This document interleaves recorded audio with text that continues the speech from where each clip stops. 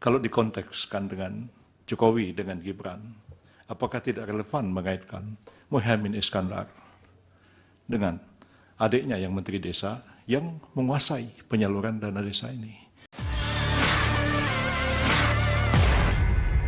Tim hukum Ganjar Prabowo Mahfud MD menduga, banjir bansos yang dibagikan menjelang Pilpres 2024 digunakan untuk menaikkan suara paslon 02 Prabowo Subianto Gibran Raka Buming Raka. Hal ini langsung direspons oleh kuasa hukum Prabowo Gibran, Yusril Iza Mahendra saat sidang perkara pemilu 2024 di Gedung Mahkamah Konstitusi, MK, pada Selasa, 2 April 2024. Menurut Yusril, pembagian bansos ini tak relevan dengan kenaikan suara paslon 02. Ia lantas menjelaskan soal pembagian dana desa. Padahal, dana desa itu dibagikan oleh kakak cawapres Muhaimin Iskandar, Abdul Halim Iskandar yang menjabat sebagai Menteri Desa, Pembangunan Daerah Tertinggal, dan Transmigrasi Indonesia. Saudara ahli, mungkin saudara ahli fokus kepada petahana. Dan kalau petahana tidak maju, orang yang disupport oleh petahana itu, bansos akan berpengaruh kepada meningkatnya dukungan kepada petahana atau orang yang didukung oleh petahana dalam proses pemilihan. Di negara kita ini, mengapa harus fokusnya itu hanya pada petahana? Mungkinkah ada hal-hal lain juga yang sebenarnya luput dari perhatian kita? Sebagai satu contoh misalnya penyaluran dana desa. Dana desa itu 1 miliar per desa. Jumlah desa di negara kita ini 83.971 desa.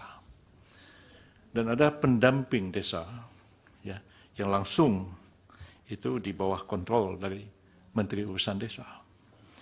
Apakah saudara ahli juga bisa melihat kaitannya misalnya Menteri Desa itu adalah adik dari saudara Muhaimin Iskandar.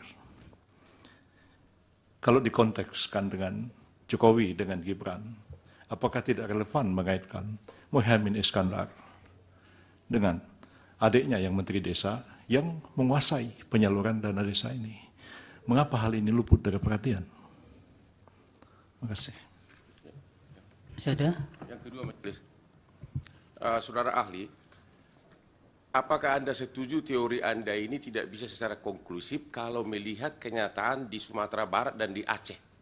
Yang ternyata 02 kalah. Walaupun di Sumatera Barat dan di Aceh, bansosnya itu merata karena bansos itu ada datanya di dalam DTKS dan P3KE yang jumlah penerimanya sudah ditentukan oleh pemerintah. Jadi tidak boleh keluar dari nama-nama itu. Jadi Aceh, Sumatera Barat juga dapat bansos sesuai dengan proporsi penduduk, tapi kalah 02. Yang kedua, kalau faktor kemiskinan dan bansos dipakai sebagai ukuran seolah-olah mempengaruhi pemilih, hampir semua mayoritas tempat TPS di luar negeri tidak ada bansos, tapi 02 menang. Hampir semua, ada beberapa kota tapi hampir semua. 02 menang di luar negeri, orang berpendidikan, orang mampu Indonesia, tapi 02 menang di hampir semua, 90% lebih. Apakah ini bukti bahwa teori Anda itu tidak konklusif? Terima kasih. Dari Bawaslu, dari Hakim, Yang Mulia Pak Arsul, silakan. Terima kasih Yang Mulia Pak Ketua. Saudara ahli Prof. Hamdi Muluk. Sini Pak. Depan, Hakim Pak, Hakim. Oke. Oh, Pak. Ya. Saya kira welfare atau social allowance itu memberikan pengaruh pada perilaku pemilih. Iya. Pertanyaan saya, dan itu tadi tergambar dari studi-studi yang ahli paparkan tadi. Pertanyaan saya adalah, apakah itu menjadi faktor yang dominan ya pada perilaku pemilih dalam menentukan pilihan? Tidak adakah faktor lain yang bisa juga bahkan lebih dominan ya, seperti misalnya faktor kepuasan terhadap pemerintahan ya, yang kemudian berefek pada calon yang dipersepsikan sebagai penerus pemerintahan? Saya mohon klarifikasi dari ahli. Terima kasih. Silakan, Prof. Penny. Terima kasih Pak Ketua. Prof. Hamdi. Ya, jangan kesana, Siap, Yang Pak. Sini, Mulia. Pak. Ya, ini terkait dengan studi yang tadi Prof sampaikan, ya. Ada pertanyaan saya adalah sejauh mana sesungguhnya peran parlemen itu melakukan kontrol terhadap klientelisme itu. Ya, apakah ini yang saudara studi itu sebetulnya merupakan fenomena yang cenderung ada di negara-negara yang sedang berkembang, ataukah juga termasuk di negara manapun yang terkait dengan tadi teori klientelisme itu? Ya, tolong dijelaskan. Terima kasih. Baik, silakan Pak Hamdi, bisa singkat-singkat jawabannya. Oke, terima kasih Yang Mulia. Saya mulai dulu dari tadi Bang Mulia. Jadi tadi ini contoh, ini masalahnya sekarang ini state ya. Jadi saya kira patron klien dalam konteks Indonesia juga bisa bertransformasi menjadi patronnya itu adalah state. Karena saya ingat studi bahwa misalnya mengatakan politik Indonesia ini seperti politik negara teater gitu. Jadi raja itu, bahkan presiden itu dianggap seperti raja, seperti sosok patron gitu.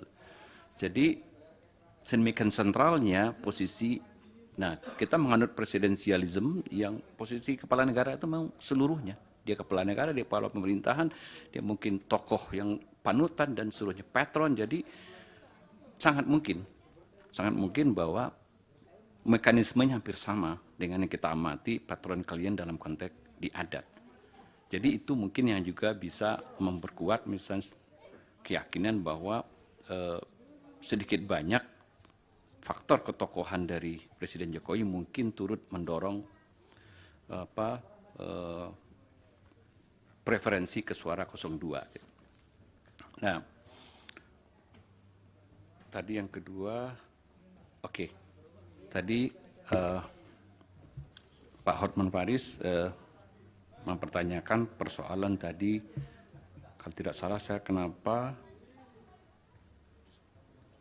kita tidak fokus kepada masalah, kenapa hanya fokus kepada masalahnya di tingkat presiden, tapi tidak fokus kepada masalah dana desa, Pak ya? Pak, itu Prof. Yusril. Oh, Prof. Yusril ya. Oke. Ya, memang kami tidak punya data gitu, Prof. Yusril, sampai ke tingkat desa, karena kami tidak melakukan studi yang langsung ke data empiris di Indonesia, karena keterbatasan waktu dan dana juga. Kami hanya memang mencari hukum-hukum yang umum, yang universal, berlaku di seluruh negara tentang masalah ini. Apakah memang politisasi bansos ini bisa berdampak kepada voting behavior. Nah, kami tentu tidak memperhitungkan faktor-faktor kompleksitas di tingkat lokal. Tapi mungkin, nah di kita kan memang unik gitu loh. Antara kontestasi antar paslon itu tidak selalu ajak masalah incumbency dan challenger itu dari waktu ke waktu. Nah, kita tahu loh, sekarang seperti yang Prof. Yusril katakan, ini Muhaimin adalah bagian dari pemerintahan, partainya gitu ya. Adiknya Menteri Desa, tapi dia berada dalam kubu untuk pilpres yang berseberangan. Nah, itu juga mungkin berlaku untuk yang lain. Gitu. Ada kepala daerah jika tidak ekuivalen dengan pasangan paslon 1, 2, 3. Nah, memang kalau kita mau studinya detail betul, kita harus mengkonsider data-data ke tingkat yang lebih lokal itu. Tapi saya tidak punya data itu, saya hanya punya data yang universal. Download Tribun X sekarang, menghadirkan lokal menjadi Indonesia.